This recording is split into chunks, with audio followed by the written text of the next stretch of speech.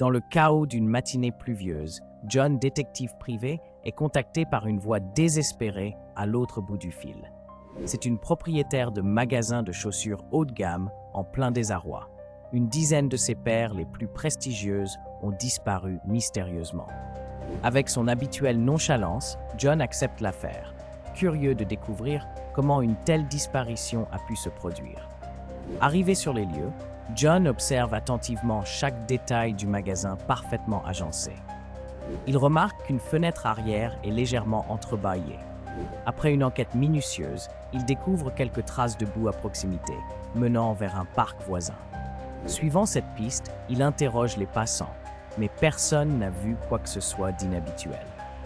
Refusant de se laisser abattre, John se rend à la bibliothèque locale pour explorer les archives de la ville. Il y découvre des articles sur un ancien gang spécialisé dans le vol de chaussures rares dans les années 80. Pourtant, ce gang avait été démantelé depuis longtemps. Intrigué, John décide de retourner au magasin. Là, il confronte la propriétaire, qui finit par avouer qu'il s'agissait d'un coup monté pour faire parler du magasin. John, amusé par l'absurdité de l'affaire, conseille finalement à la propriétaire d'investir dans une bonne campagne publicitaire, plutôt que dans des stratagèmes farfelus.